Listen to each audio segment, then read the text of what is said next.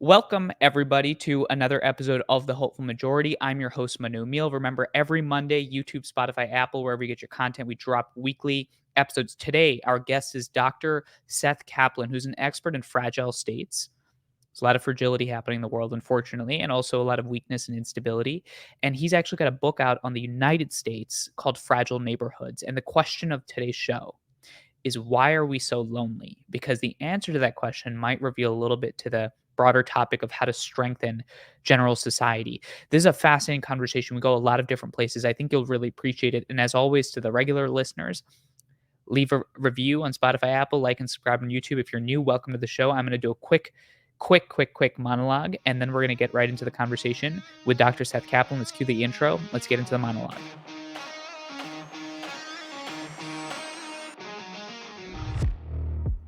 Why are we so lonely?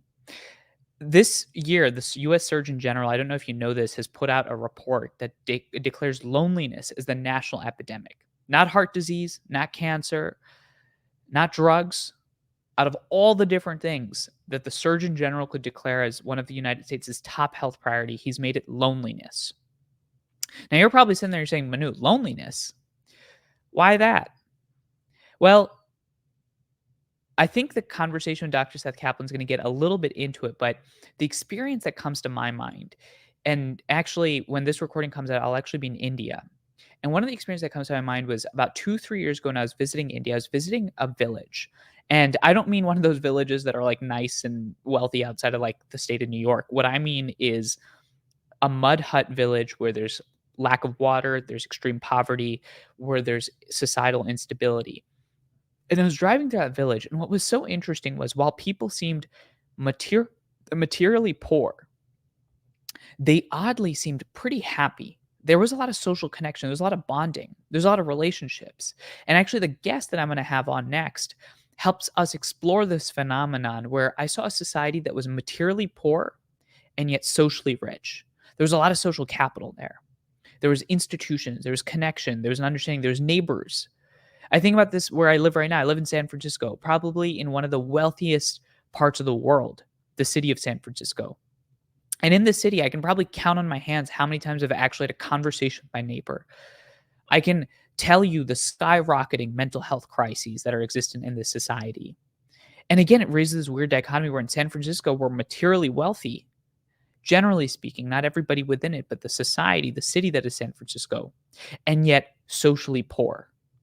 It speaks to my experience. We see general increases in drug overdoses across the country. You go to a region like Appalachia, you go to a region like the suburbs of Chicago, you go to Harlem in New York City, and then you go to our suburbs and you go to rural communities. And there seems to be this general fraying of our civic fabric. There seems to be that while economic growth, technological advances are happening, we as people are being left behind. It almost feels like we as people are not evolving the way our technology is evolving. I almost think of this as, imagine us in a zoo, and the zoo's getting all the upgrades, and yet the thing within the zoo has not changed at all for thousands of years. And it raises many questions like, is our society set up to actually build and operate a world in which we as humans thrive? Are schools set up to engender relationships? Is the impending AI revolution and the revolution in social media, has that shattered our relationships or strengthened our relationships? I often think about this irony where the Surgeon General has declared loneliness as a national epidemic, and yet we live at one of the probably the most connected times in human history. You can reach anybody across the globe with a click of a button. Isn't that fascinating? Because it forces you to think about the question, well, why are we so lonely? Does the collapse in relationships in society, some might declare that to a lack of religion. Some might say that there's a lack of civic association. Some might say that there's economic stagnation. There's a lot of analyses for it, but the fact is that there seems to be rising crises across the board. And what's so interesting about my next guest is that he makes a fundamental claim that at the core of human society that we often forget are people. In this very technologically advanced world, we forget that politics, the first part of politics is poll. Poll means people. People are the key. And we've forgotten that the investment and necessity to take care of people is essential. And I don't mean taking care of people economically. I mean us building a safety net for our relationships, for our community. How many times have we all heard the phrase that healthy relationships lead to healthy lives, and yet we're seeing that decline? And so I'm incredibly excited for this conversation because I think it gets at one of the most under talked about aspects and problems in our society, not just mental health crises, but loneliness, and how our society is designed to actually continue to facilitate a loneliness structure. How can we actually align our economic incentives to societal incentives? How do we manage all those dilemmas? Well, Dr. Seth Kaplan, who's got a new book out called Fragile Neighborhoods, tackles exactly this problem. And I think you're going to find this conversation fascinating because of all of the presidential candidates I've talked to, and the policymakers and the intellectuals and amazing young people, and you name it, there's always an emphasis on policy. And yet Dr. Kaplan has an emphasis on people. So let's get into that and understand why he's so concerned about the loneliness crisis in our society and how we can fix that. Here's a conversation with Dr. Seth Kaplan. I hope you enjoy.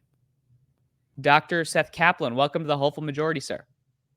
Grateful to be here. Thank you so much, Manu. No, I appreciate you coming on. And just before this, as we were getting on, we haven't had a chance to talk too much, but we've been, like, I guess, LinkedIn friends, and we saw each other at George Mason University at the Mercatus Center.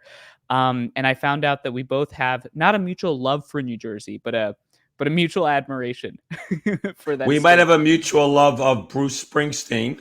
Okay, there you go. I think we probably have a mutual admiration for the diversity and the green parts and some of the great times we had growing up in New Jersey. I'm not sure we both like the highways. Probably too many highways. Too many highways in New Jersey. And I have to say, as a kid that lived in New Jersey, and then I moved off to Boston, only after you leave New Jersey and you lose your self-unawareness, right? And you regain some degree of self-awareness, you realize how hated that state is across the world. And it's kind of funny. I just think it's a running joke without any understanding, because New Jersey's doing pretty well, actually. Well, speaking of fragile states, New Jersey definitely in some ways is one, and in other ways is a beautiful one. So let's get right into it. I normally like to ask questions about your background and your understanding, but given all that you do, could you maybe take a moment and just for the audience, maybe give some context as to who you are, and I'll then prelude into the book. But who are you, Dr. Kaplan, and importantly, what brings you to this conversation today? If you walk around Washington, D.C., I live right outside of Washington, and you ask people, who is Seth Kaplan? Up until now, I think this book changes the conversation, but up till now, they will know me as the fragile states person. I have worked on, let's say, about 35 different countries. I lived in 6 or 7 countries, depends how you define how long. I've done homestays in over 30 places, and I've visited about 75 countries. And for the last 15 plus years, since my first book came out, Fixing Fragile States, 2008, I have basically been co-managing a nonprofit and working for the World Bank, USAID, all these other organizations on fragile states. And I'll just connect it to why we're talking. Is that most people, when they work on fragile states that basically are prone to become unstable. Yeah. And I was about to ask you, what is a fragile state? Well, so I'm going to explain how I define it differently, and that leads into why I wrote this book. Okay. Most people, they look at a country and they see what's wrong. The ministries don't work. The economy don't work. There's violence. Therefore, it's fragile. For me, and this is based upon years of working in lots of countries, the single most important factor for the success of a country is the nature of the relationships. The relationships between parts of society, between people, between government and people. Lots of different ways to frame that question. But I always start on what is the nature of the relationships in the society, not some technical understanding. I want to know the social dynamics, the social institutions. Are they bringing people together? Are they driving people apart? And other factors. And so when people ask me 2015, 2016, is the U.S. fragile? And of course, that was because of the election and some of the politics. My first reaction was, no, it's not like Nigeria. I just came back from Nigeria. It's not like Sri Lanka. I just came back from Sri Lanka. But something is amiss. We shouldn't see politics as just producing politics. We should see that there's something in society and relationships and possibly the breakdown of relationships in some form that affects politics downstream. And so when I went to answer this question, my starting point was, what has changed in our relationships that would lead to So a change in our politics? I have to say that is such a New York way of coming at a problem, which is like, how are the people doing? How are the people doing? And Is that New importantly, York? I haven't thought of it that that's way. hey, well, y'all It's have a reputation. Times Square. You go through Times Square and you got a million people. So you got to look at the people first. And Maybe that's it. and you know what's fascinating is when you break apart the word politics, poll and ticks. Poll is people, right? And Yes. it's a fundamental assessment of people. And I want to Yes. ask you, actually, taking a step back. Um, we live at this moment that's highly technologically advanced, where the emphasis on the human and the person decreases as we start to have a broader sort of ecosystem approach. Why do you think it is important to recenter a focus on people? Because to me, that seems obvious. In a democracy, the basic unit is a person.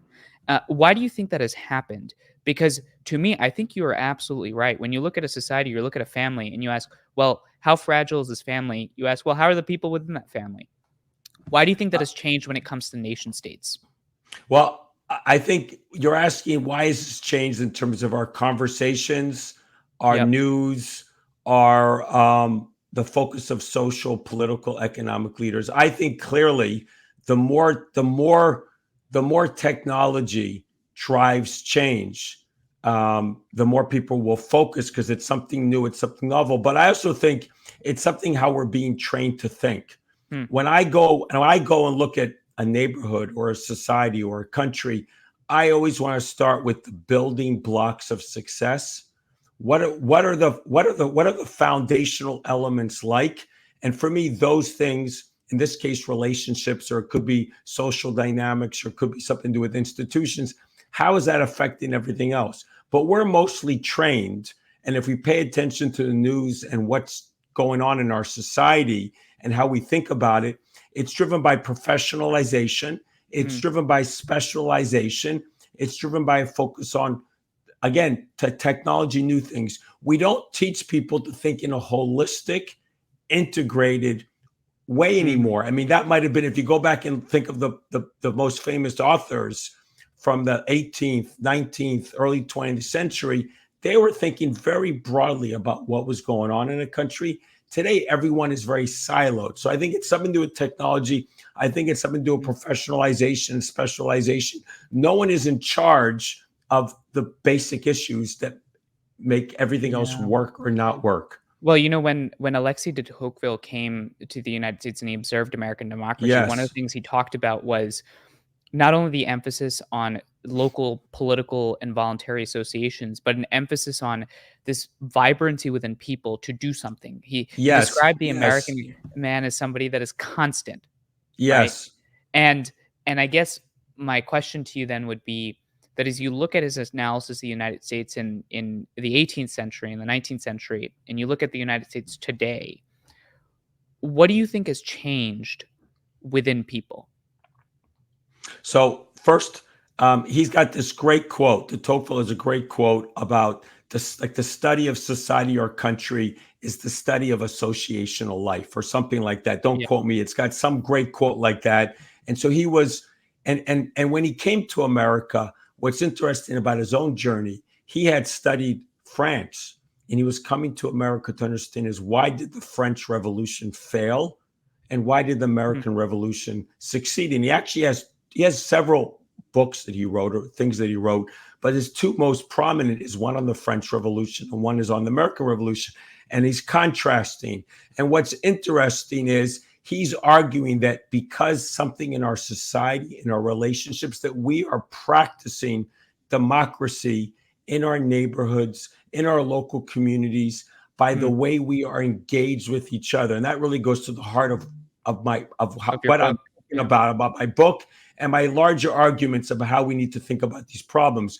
We can't look at the endpoints and try to find an answer. We need to go back and see what has changed more broadly. And what he is saying is American democracy thrives because the Mm. society on a daily basis is practicing democracy. It's practicing democracy because it's people working with each other. It's people forming associations. If there's a problem, he's got another great quote. Again, don't quote me on this, the exact wording, but if there's a problem in the society, people get together and they form an association to address the problem.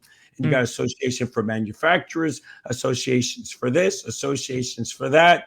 And I think what we see is dramatic change in America from the 60s till now is the complete decline of this local social associational life, or the local association. I mean, you have it in Putnam's Yeah. Bowling Alone, The but bowling he's alley, yep. yeah, Bowling Alone, but he's looking at it very much on the level of the individual.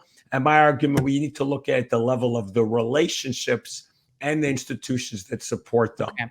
So we've mentioned this so-called book many times, and so I think it's about time that I actually named the book. And so the book that you're writing is called Fragile Neighborhoods: Repairing American Society One Zip Code at a Time.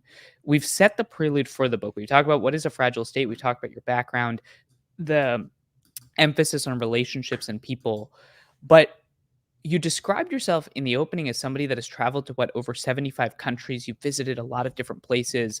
Why the sudden focus on the United States? And is there something that you found abroad that you feel like you can apply domestically? And then we'll get a little bit more into the book. But I'm curious why the focus in the United States. Well, I have you have that question and the question of what we can learn from fragile states. So first, I wrote the book because so many people ask me, when you write a book, you better have a lot of motivation, because Uh huh. it's years and years of work. And when people, I mean, 4, 5, 6, 7 people over and over again were asking me in that time period, 2015, 2017, is America a fragile state? And again, I had just come back from overseas, and I could not think of us as fragile in the way of the countries that I understand it. Mm. But clearly something was wrong, because when politics goes in a bad way and the country becomes very polarized, you have to ask yourself, what has changed in society that has made that come about? So first of all, I wrote the book to answer all these questions. I Yep. also wrote the book because I looked at, when you write something, you have to have a lot of energy and emotion to really How carry you long did it take? through. How long I did it mean, take you you? could think of about a 5-year project to Wow. write a book. Wow. I started the start of the book literally is I formed a group on social capital in Washington with some think tank people and other people I knew, like Ann Snyder. Ann Snyder and I worked very closely on the social capital group. We did it for several years. We brought people together. When COVID happened, we went virtual and went national and brought people from around the country. And basically, that was trying to help us figure out what was wrong in our relationship. So that journey helped me decide that I should focus on the local, on the place. But I also think a lot of people are worried about polarization. There's hundreds of organizations. I mean, you and I met at the Mercatus Mhm. conference. I went to the Brave Angels Yeah. conference. I meet a lot of people worried about this topic, but all I see them thinking downstream. What can we do downstream about our electoral system, about dialogue, Mm. about things like that? And I really don't see many people connecting what is going on in our politics to what is going on upstream in our relationships. So the motivation to write the book was, I didn't think that Mm. people were focusing on what I thought was, it's not the only issue, but clearly it must be an issue. And by the way, we have 5 or 6 other big social problems getting worse at the same time our polarization is getting worse. No one is connecting the dots. No Mm. one's making a larger argument, and no one is providing solutions. Everyone is talking about the problem. I desperately want to do something that helps promote Well, solutions. I guess you are now. And I guess the important thing I would ask you is, when you say relationships, what do you mean by that? Do you mean relationship between individuals? Because you said that someone like Bob Putnam's is very focused on the individual. Do you mean relationships at the community and neighborhood level? Could you get a little bit specific on what you Yes, mean by yes. that? Okay. When I look at relationships in a country, I'm unusual. When I go and want to learn about a country, I mean, of course, I read the history. Sure. I read novels. I do a lot of things that somebody else that would just be coming to the country wouldn't do. I wander around a lot. I go into people's homes. I go Uh-huh. into restaurants. You go everywhere and you watch a lot of people. What you're always trying to do, and then you study the society in many forms. You're trying to find is, what is the key element in the social relationships around the society that is not working. It So when I'm almost in a sounds like a glorified fly on the wall. Yes. on a society where you're genuinely trying to understand. Sorry, keep going, but Yeah, it's a I mean, you fascinating wanna concept. be 100 flies on the wall because you Yeah. gotta be in different parts of the country, not just the capital. Many people go to a country, they never get past the capital. You wanna see different parts of the country, you wanna see the physical part of the Sure. country, you wanna see how government is working for different parts of society. So when I'm in fragile states, what you typically see is locally, community is strong, but when you get above community, the relationships don't work because these are post-colonial states. They didn't have an organic history with the developed national institutions. They were opposed upon them. So the problem with relationships is between parts of society. In Oh, America, interesting. so Okay. that's that way. But when you come to America, we have these great nonprofits. We have a constitution that's 200 plus years old. We have companies, we have technology, we have so many things actually going right in our Mhm. country. But what has changed in the last two generations that are affecting how people feel and how they behave and what they spend their time doing? And for me, that is why in America, in the case of the United States, I know there's the left and right, and we worry about that polarization. But what I most worry about is how people on a daily basis are experiencing life with the people that are they spending time with other people? Are they working with other people? Are they compromising with other people? It's hard to imagine if you lived in the 50s or 60s, not that we're going back, we only can go forward. And today, how much people spent with each other and Mhm. in organizations and institutions, and they played leadership roles. And today we have none of that. So, what you have for a lot of Americans, I think this directly impacts politics, is you have a lot of people that are alone, that are disconnected. They Mhm. feel that they have no power. It used to be they were engaged with their local neighborhood or their community, and they could actually contribute and do something. And they felt a stake in society because they had a stake in their Mhm. neighborhood or their community. Today, people feel they have a stake in nothing, and everything is being done to them. And they feel like a victim or they Did feel you alienated. Did you see the Surgeon General's, Yes, national report declaring yes, loneliness as an epidemic in the yes. United States? So if I got very specific then, when you talk about in the context of America, when you say relationships, you mean between individuals, and you I mean mean, between. between individuals, yes, Great, between great. individuals. So we're talking household, Yep, family, we're yep, talking street, we're talking neighborhood. I realize that if you're very materially well off, your yep. life is much more than a place. But for most Americans, where they live has enormous impacts. If you're poor, it's even more true. If you're a child, it's even more true. We are very much affected by where we live. So help me out with this next question. So I was just thinking, um, I want to ask how you see a difference in the level of relationships in society. And there's a couple of different variables I can think of. One is geography, like do you live in the north, do you live in the south, do you live east, west, midwest?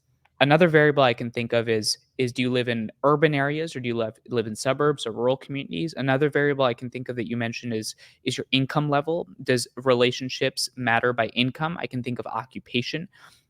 Out of the mix that you can see here, what have you seen are the key indicators or variables that you look at in your book that help you think about relationships in the So country? first, just think in the United States, your average lifespan can vary by as much as 40 years based upon where you live. 40 Wow. years. I think it's 41 actually. And a more typical example would be I spoke to an organization outside of Kansas City recently, and they're talking about two neighboring counties. And there's a 20-year gap. One is the mid 60s, one is the Wow. mid Wait, 80s. let's just hold on that for a second. 40 years, and then between A 2 counties, 40-year between is it I'm talking about neighborhoods. So yeah, so and the more typical is a 20-year gap, still, but that's huge. we have an extreme. It's huge. And why is that gap so huge? Well, it's something about there could be insecurity, Okay. there could be access to opportunity, there could be some sort of marginalization. But for me, the key element is the strength of the society, the strength of the relationships. You could be, there are a lot of poor people who are socially disadvantaged, just a lot of social inequality in our country, but you could be poor and in a socially rich neighborhood, and you could Hmm. be rich and be socially poor because you're isolated, alone, you have very little support system. But when I talk about this difference in Lifespan, it's something to do with family structure, something to do with social capital, social networks. It's something to do with, there's an economic component, access to opportunity. There's something to do with the green environment. Mhm. There's something to do with I mean, there's factors like this that when we talk about social capital, the ability of people in the neighborhood to help each other. There's a fascinating study from a heat wave in Chicago in 1995. Mm. Two neighborhoods, equally poor. One had very few deaths, one had a lot of deaths. And someone did a social autopsy, basically try to analyze the difference. The Mhm. difference was in the relationships. One had much stronger connectivity, and one was much more Mm. isolating, probably because there was no retail, probably because there was no institutions, probably because people just didn't had norms, didn't look on each other. So you could have an enormous difference just in 3 day Mm. heat wave in terms of That's people dying or fascinating. staying alive, just about how much. So I think So you have to look at that and magnify it over and over again every single day in terms of just the love. People need love. People need care. mm. People need help. And if there's none of it, how does that affect people? And I know people listening right now can relate to that. I mean, you think about that story of a heat wave in Chicago and two different communities having two different death rates or injury rates because of their relationship. So then the natural question, Dr. Kaplan, becomes how do you actually measure the strength of a relationship? Well, again, the way to do it is on the collective, like on Okay. a place-based element, or it could be a group-based. I mean, this is one of the challenges. We have a relatively easy measurements of economic growth or the economic situation. We don't have the easiest, but you could do it with a survey.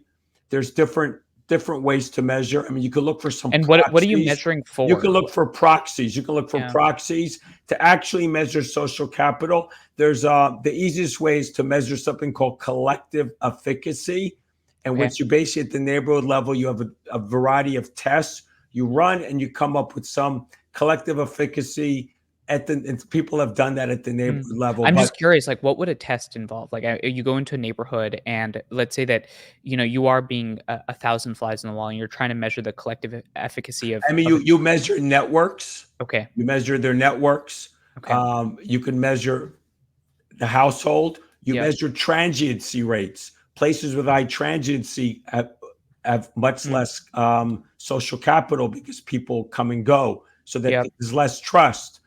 You measure the level, the number of institutions. I mean, this is Mm. stuff you could do. Things Not like a so church, easy. things like grocery Church. stores, I mean, etc. depends Yeah, depends to how your scope, but you can measure retail shops. You mm, could measure nonprofits. You can measure churches. okay, You can measure anything about. So you can measure institutions. You can measure. You can evaluate networks. You can even do surveys of how people are behaving. And so there's a lot of ways to do this. It's just not something you typically can take off right. the shelf. Some of this data is off the shelf. Some of it is not. You could also family structure. A place with lots of strong families Mm. typically will have stronger social capital because they're more stable and they tend to have stronger interfamily networks. Now, I know one of the things that you said was we obviously don't have interest in politics, and I have zero interest in politics. It's the reason for this hopeful majority is the nuanced conversations. But I can already hear people thinking if, let's say they're more on one side of the political aisle, they say, Dr. Kaplan said family structures, strong family structures. Well, we got to have better family policies. Or I can hear, somebody on the other side saying, well, does he mean that, certain families are more effective, certain families are less effective, rather than getting involved in all of that? Yes, Here's the let's question. avoid that. Here's the question I have for you because it goes to this point of nuance. You mentioned this phrase, which I find so fascinating. It describes, I think, so many people's lived experience that you can be socially rich and materially poor, or you Yes, can be materially rich and socially poor. That yes, is like the definition of the neighborhood I live in San Francisco. We probably live in a part where there's a lot of wealthy folks, there's a lot of tech people, and I can count on my hands how many times I've actually had a conversation with my neighbor in the last 7 months. Uh, why do you think that is? And I know that's a very broad question and it probably varies by location, but I think that's a good way to maybe articulate some of the trend lines that you're seeing in your book. yes, yes. So first, I live in a neighborhood with an abundance of institutions. I would call it joyful. I Where do you walk live? down the street. I live in a place of Silver Spring, right Okay. outside of Yep, in Washington. Maryland, yeah. a very specific neighborhood. We have 3 restaurants, a supermarket, a pharmacy. We have a center. We have an identity. We have, when there's a problem, WhatsApp groups form right away. When COVID happened, people put benches in front of their front lawns. And so, I mean, I walk down the street and I know who's behind the doors. I know how many kids they have. I might know where they go to school. I have a need. My wife last week had to drive to New York to help her get her mother out of the hospital. And I needed help with my kids 4 times, 2 mornings, 2 afternoons. I had 4 different neighbors help me with my kids, getting them back and forth to school. Because when you're in a neighborhood with an abundance of institutions, there's a lot of things in life we can do with an app. There's a lot of things in life we can't do with an app. So I think the key thing we should understand in America has gone from a socially well-off country to it's mixed, depends where you live, but we're much socially poorer than we were 2 generations ago. That's good for some people. There's less conformity. There's maybe more opportunity for some people. And so we don't want to go back, but a lot of people are being left behind because our society is like built on networks. And so if you don't have place-based networks are things that everyone can participate in. If you have other networks, you could be excluding a lot of people. So I think people should all be in a joyful neighborhood like my neighborhood. So you have that abundance of institution, you have an abundance of societal health, there's Yes. social connection. Yes. I can hear people resonating with that, and I can also hear And it's people a asking left and right issue. I mean, you mentioned Oh, some things yeah. about family. I would say family board. issues tend to be a little more on the right, but I'm really talking about family, household stability in terms of and having enough love and support for a Yeah. child. You could No, you have know what one. what So you're we're talking about talking, is we're talking about these issues resonate on both sides. I mean, the both you're talking about human nature. You're talking about Yes, taking human care of nature. people, We and don't thrive it's without relationships. s So many Americans are suffering, to be very honest, yes. because they don't have relationships that are supporting them. They feel alone. They feel, why are they mistrustful? Why are they alienated? Because they're out there in the Mhm. wilderness all by themselves. It's not surprising, actually. So I can already I'm itching to ask you what are some solutions, right? And I can hear the audience saying that, but I want to spend a little bit more time on the problem because there's 2 dimensions of this that I'm particularly interested in exploring. The first dimension is when you now talk about these materially poor neighborhoods, um, the question becomes why is it that a neighborhood like Silver Spring, right, retained its 3 restaurants and its pharmacy, and it doesn't have, McDonald's replacing that restaurant? Whereas maybe, a suburb closer to Washington, D.C., right below you, or an external suburb of D.C. is totally different. What do you think explains the radical differences between 2 neighborhoods that are right Yeah, next to each yeah. other? I think there's in America because of the changes in our economy, the changes in people's ambition, so Mhm, many things, the changes in the physical landscape. I mean, I have foreign eyes from traveling around the world. mhm, There's no country in the world that spends so much energy to make beautiful highways and mm, spend so little energy making beautiful places. It's one of the mm, most incredible things about America is so much on the highways and that there's so many neighborhoods people live in. There's no way to bring people together, and they're actually not very beautiful. Go to an Italian city or a French city or a Japanese city, and there's so much about the places that matter. So, answer to your question, I found, I think it's 4 different types of neighborhoods that continue to thrive. okay, You have a neighborhood that's, I would say, very educated, with a lot of think of Chevy Chase near Washington, think of Park Slope in Brooklyn, mhm, tends to be very progressive, lots of social institutions, lots of social activity going on. It's a thriving neighborhood with lots of things going on. It happens to have, so that's one category, very educated, mm, very high level of social engagement, tends to be more progressive.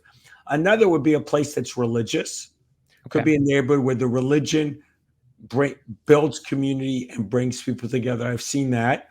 I've seen places there might be some culture that has continued from the past, might be a town, it might be a part of the country. If you look at statistics on social capital, the upper Midwest tends to mm, consistently have very high statistics. If you know people from those towns, They tend to have more of a place-based civic sense of civic responsibility. So I would say that's a third category. And the fourth category I've seen is places that are simply a little isolated.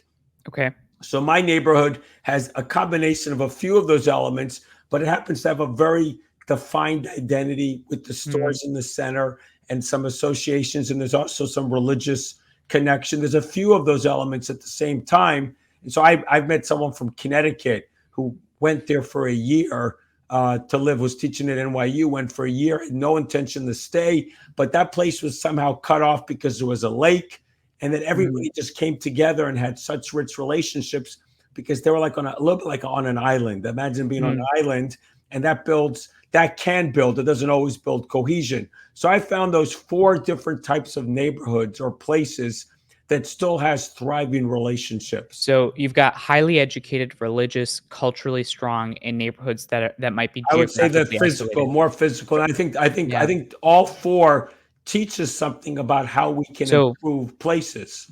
now I want you to help me explore tension that I can sense. And the tension is one between change and what might some people might call globalization or progress Yes, and sustaining the strength of a neighborhood. And the reason why I asked that question is you said some neighborhoods are relatively isolated. They maintain their identity, and I can immediately hear again the politics of it, which is somebody yes, saying, "Well, don't let the demographics change," right? Or I could hear, somebody that let's say believes in a more populist economic agenda, "Don't let the McDonald's into the town; it's going to ruin the place." How do you navigate the tension between change and yes. stability and strength of neighborhood?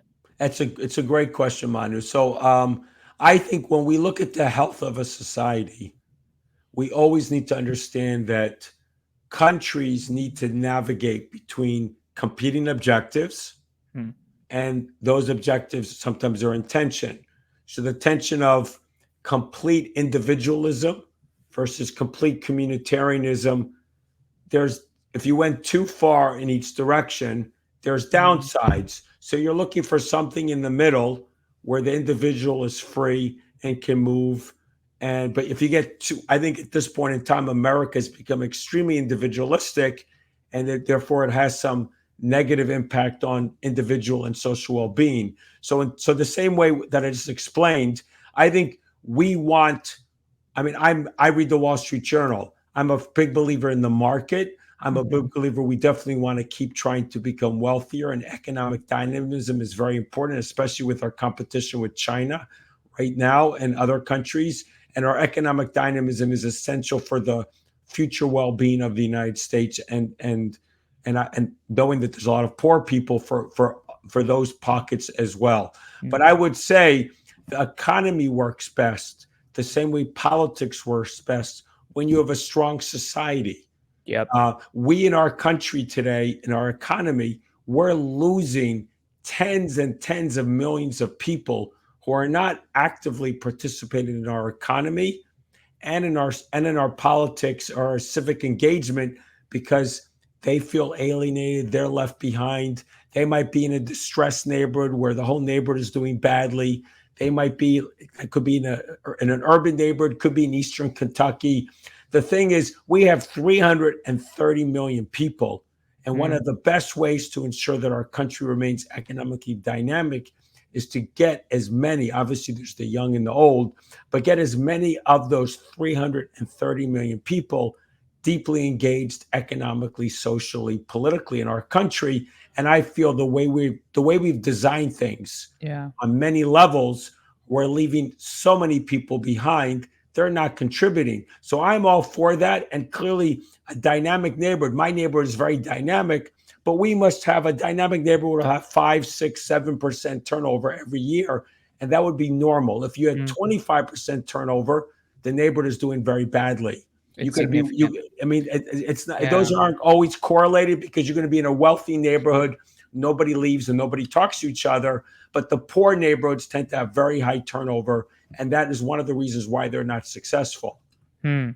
Is there a way and I was having this conversation with Andrew Yang, which is And he talks a lot about things like UBI and potentially even incorporating things like motherhood into the GDP. And one of the things that you're isolating here very clearly is a tension between economic objectives and societal health. Is there a way to potentially align economic incentives with societal stability and societal richness? I mean, again, it's a challenge that a lot of people have thought about more than I have. I think first we need to understand that uh, flourishing, national flourishing, depends upon not only economics. So I would say thinking about everything in terms of incentives. I Mhm. wouldn't necessarily do that. If you go back and study Madison and the founders, they were clearly worried about virtue, for example, and what kind of citizens they would have and how that would affect politics. And I think it's the same in other ways. And virtue is not, for me, it's not something you necessarily just teach. It's something that people learn by doing things with other people. So I would say some of these foundational elements for a healthy politics and a healthy economy are things that are not necessarily things that are economic. And we need to think of these as pre-political, and that Mm, we need to build a society to make those as easy or as celebrated as possible. However, I will just give you a few suggestions if you want economic suggestions. sure. For example, we give money.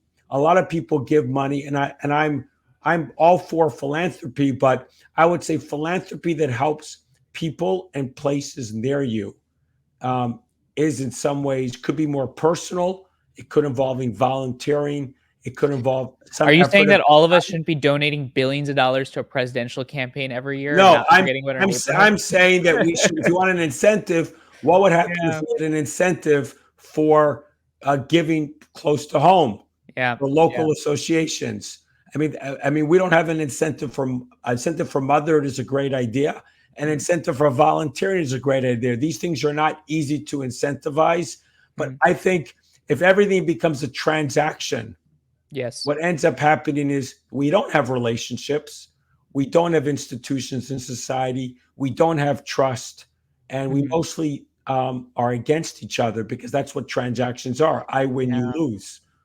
So, uh I can imagine a younger person listening to this conversation. I get a lot of critique for this myself, where they're like, "Manu, you're just an old person, and you're saying we should just all have to be friends and we all have to relationships." And I've got my friends on online gaming, and I've got my relationships. And yes, I might not know my neighbor, but my friend in China apparently I'm very close friends with because I play a video game with them.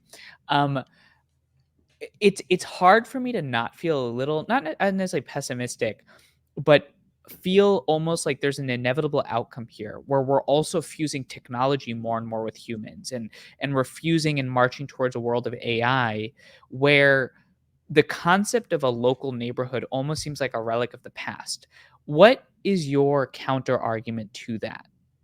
Well, I would just say, look at what this. I mean, a lot of people believe in your argument, and look at the outcomes. The Mm, outcomes are over 100,000 Americans are dying every year from deaths from drug overdose, mhm, and that is partly related to the decline of connection. You have more and more polarization. You have more and more depression. You have about a quarter of the population taking drugs for depression. You have more and more mental illness. You have these enormous social problems all rising in parallel.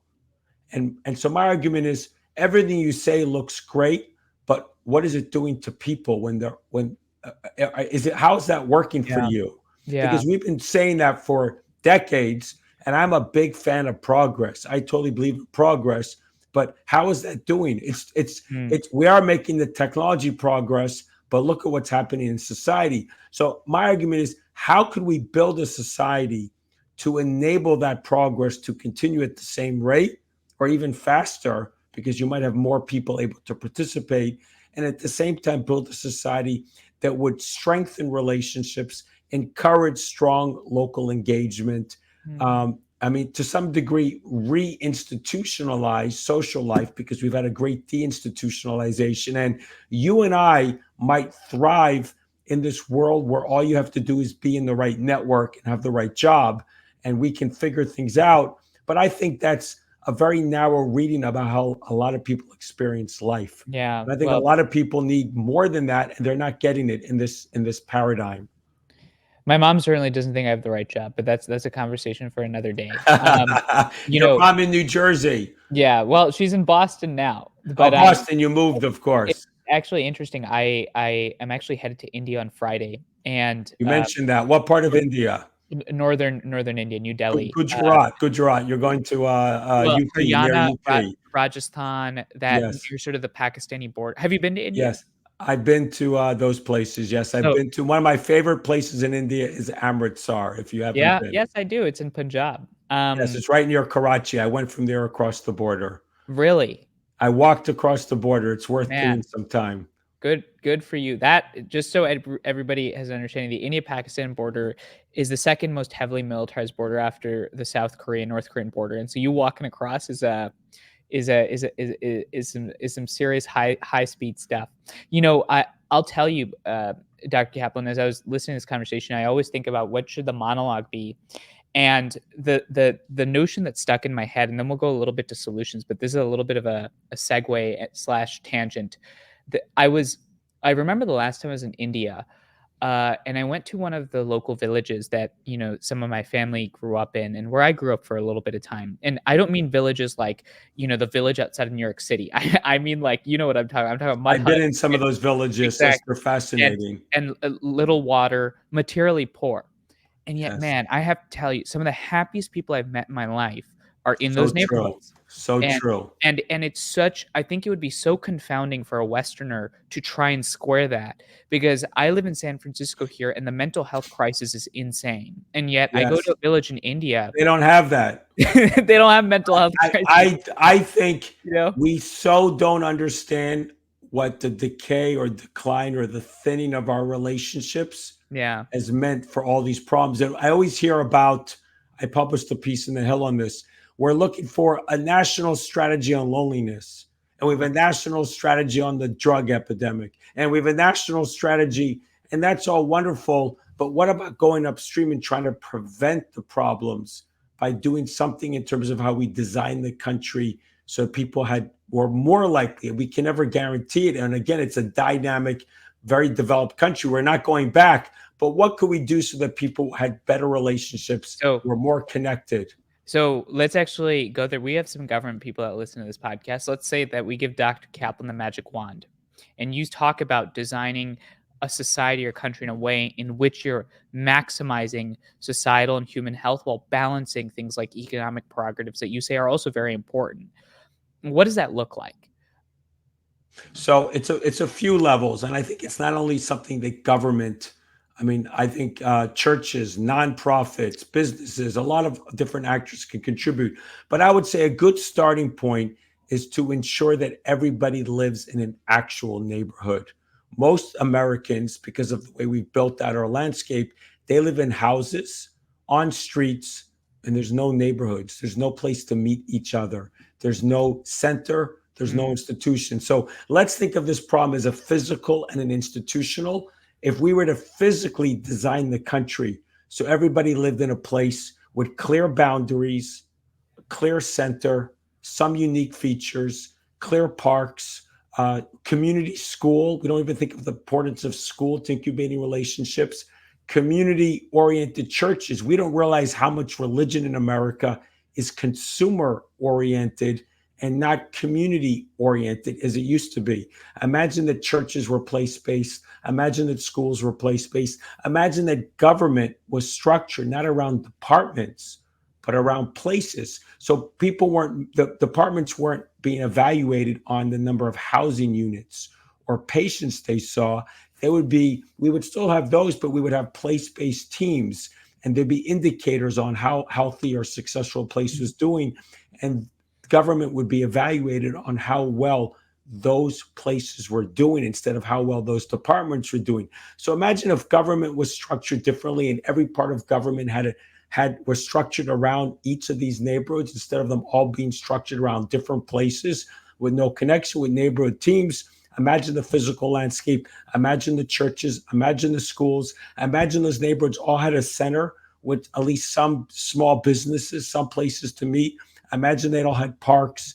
Imagine they all had some sort of community offerings that people could Right. engage with, small businesses. This exists in many parts of the country, but we don't think of it intentionally that we need to design things like Mm. this for everywhere. And I think if everywhere was designed like this and we focused on social as well as economic flourishing, place by place by place, I think our outcomes would be tremendously different. And there's a lot there, and I'll let folks evaluate the ideas on their own merits. But one It's thing I very would difficult, but of course. I understand how difficult it is where we are no, today. but one thing I would say though is the emphasis you have on developing things and building things in that actually goes to one of the other thinkers, Ezra Klein. One of the things he talks about is, and he's working on, is what it means to have and build a liberalism that builds. How do you create a society that's focused on building? Yes.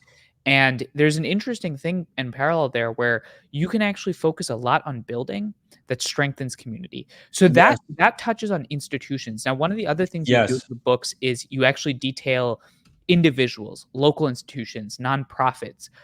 Is there a particular story that you profile that you find particularly uplifting that you think is a good model for people to hear? So first, I believe that our big problems can only be solved by place working on small problems. And I think the idea that we rebuild the social fabric through policy or some sort of national initiative, I think that's there's some things that are important, but I think the most important thing is we roll up our sleeves, we make a commitment to our places or the places near us, and that we work with each other. And if we work with each other, we will develop relationships. So I'm going to give you an example of that. There's a gentleman named Chris Lambert. He has an organization called Life Remodeled in Detroit. Now, Detroit is an incredibly, I would say, interesting, but also very depressing landscape. If you've been in post conflict zones like me, and you go to Detroit, it reminds you of a post conflict zone because you have whole neighborhoods who have disappeared. You have houses falling down. You have it's a city that's lost 2/3 of its population. And here's Chris Lambert in Life Remodeled. And he's doing wonderful work trying to beautify neighborhoods, trying to repair some of the houses, the roofs, the boilers that have fallen apart.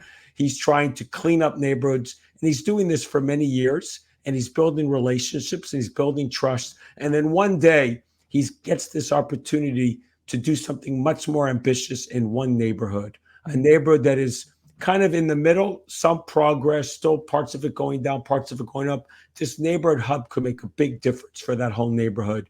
And the Department of Education locally says you can take over this middle school and turn it into a hub. And he thinks this is a Wow. great idea.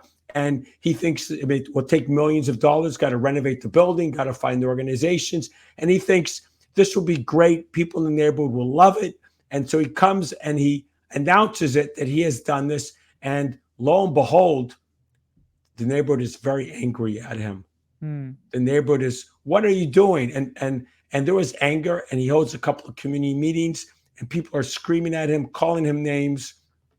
And it takes him a while, and he's got a very good friend, a guy named Dwan, who Okay. helps him figure this out. And the key thing is, first of all, he's a white guy. Hmm. He's coming from the suburbs or from out of state originally. This is a black neighborhood.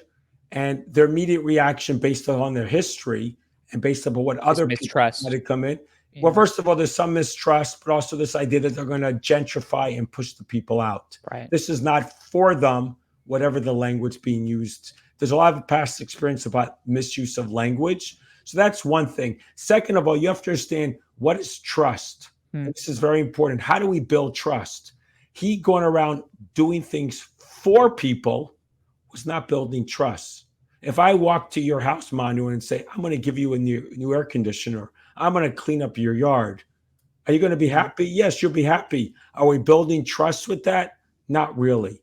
So he had to develop a very different relationship with people in the neighborhood for them to trust him. And that meant going around and actually spending a lot of time with people, going Hmm. street by street. It meant breaking bread with people. It meant a lot of small group engagements. It meant identifying leaders in the neighborhood people who other people trusted, sort of like a bridge.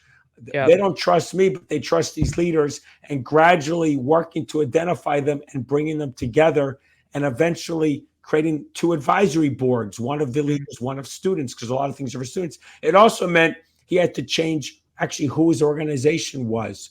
I mean, it wasn't, they had originally didn't have people from the neighborhood working for them. When they Right, began but to then he hire people integrated from the it. neighborhood, I Mhm. mean, it wasn't just integrating. I mean, they had people from outside. I mean, because this guy Dwan, who was giving him his advice, was also black, and they Mhm. called him names too. It wasn't only a Mhm. black-white thing; it was an outsider-insider thing. So they had to hire people that were not only black, but people who the people knew and trusted. And so he had there's more than this, but that just gives Yeah. you an idea that building trust is very hard. It takes a lot of time. It's labor intensive. And it's also about not doing things for people. Too much in our society, when people have a need, we do things for them. What we need is that people need to work together. We build trust by cooperating, rolling up our sleeves. And I mean, building, you mentioned this idea that we have to build, and liberalism needs building. Trust is about building together. It's not about Right. talking with each other. We trust each other because we're not talking politics. We're talking about how many screws do we need? What Mhm. color paint do we need? How do we renovate this roof? Whatever it is, that is bring, and you do that many, many times with people, they're going to trust each other. And there's no politics in trust. Trust is about doing things with each other and building It's just relationships. about work. It's about It's work. yeah. It's about building institutions. This could be formal, it could be informal. And his organization becomes an institutional anchor. And then he brings in 39 institutions, and they have lots of spin-offs institutions. And they also have Mhm. some sort of informal institutions in the neighborhood. So lots of things go on, and he becomes like an incubator of institutions. So the same way we need to build physically, we need to build institutions, place by Yeah. place that place, and that is work, and that is about doing things together with each other. And what's fascinating about Chris's story is it speaks to the fact that everyday people can actually build institutions. Like when you hear the word Everyday institution, people, it's not yes, like you when somebody tells me the word institution, I think of some giant building in Washington D.C. And really, what you're talking about is building a local community hub or a relationship or a middle school or a park. It's actually within us, and I think visions yes, for the future that empower people to do stuff makes a lot of sense. There's one last thing I want you to touch on because I know we're nearing time, but I was having a conversation with both Vivek Ramaswamy, who's running on the Republican side, and I was having a conversation with Marianne Williamson, who's running for president on the Democratic side, and they both. And obviously, it makes sense. They both are running for president, so they've got to have policy prescriptions. But they both had policy prescriptions. You know, the progressive case is often put more money in people's pockets, give universal health care. It'll make people happier, more astute. You know, somebody like Vivek would say, make families stronger, reduce levels of immigration, preserve identity. And yet something that you touched on is this is something that can't just be fixed by policy, that this is a community focused vision. Why do you think it is so hard to make that case today? Because when you go out there on the debate stage, you're having a conversation, you say, hey, it's not just policy question. It is about you as people rolling up your sleeves, having conversations, building a house together. That's what actually makes a difference. How do you make that case? Or what would your advice be to somebody running for president right now that could take on what you're talking about? I would say that I would never say policy doesn't matter, but I don't think it's the most important thing. I think the most important thing, if I'm a leader if I'm running for office or I'm thinking as a political or government official, Hmm. what is it that can be done? I think we think very narrowly about government. We tend to always think of these policies and legislation or regulations, and that all matters. But I think that in a country as developed and as advanced as the United States, what government does, which is most important, is how it structures society. And what I mean by structures, it's something about the physical landscape. It's something about how it designs society in terms of organizing it around. I mean, around neighborhoods or no neighborhoods, or Right. how it allows multifunctional zoning versus single functioning zoning, or how Sure. schools, if schools are place based versus schools are, and I'm all for competition in schools, But when schools are place-based, neighborhood-based, and kids walk to school, likely the kids will have deeper relationships, and likely the parents will have deeper relationships. That's a structural choice. That's not, I mean, it's related to policy, but we never think about how what government does affects relationships within society. And when we critique government for building a highway through a neighborhood, often a poor neighborhood, I mean, that's devastating. But the why it's devastating is because government did something that wrecked relationships and wrecked social dynamics. But government does a lot of things that could help or hurt our society. And a lot of them is about how they change structures within government or within society. And I would ask them to think of this as the most important role of government in a country like the United States, more than policy. Policy can help, but for the most part, we're about 95% policy out, and we're not Yeah. going to dramatically change policy. But the structures that we've created have made our country much more socially fragile than other developed countries. And they're also wealthy. They don't have our social problems. Why is that? It's something about the structures we've created in our society, in my opinion. Yeah, and I mean, you talk about, something like building a highway through a poor neighborhood. I could already hear a policymaker saying, "Well, look at the price. Look at the benefit of that highway. It's going to create $10 billion, in economic growth." And I'm sure they'll just justify it. And to your point, that's a very technocratic lens, and folks can debate whether or not that's the case. But the one thing that I think people have a hard time debating right now is that we are fundamentally lonely. And I think a lot of people feel that.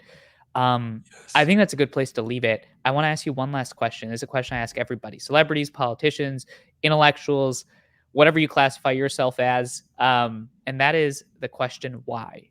Why do you do what you do? And why is it so important to you? I would say early on in my life, I understood how important relationships were.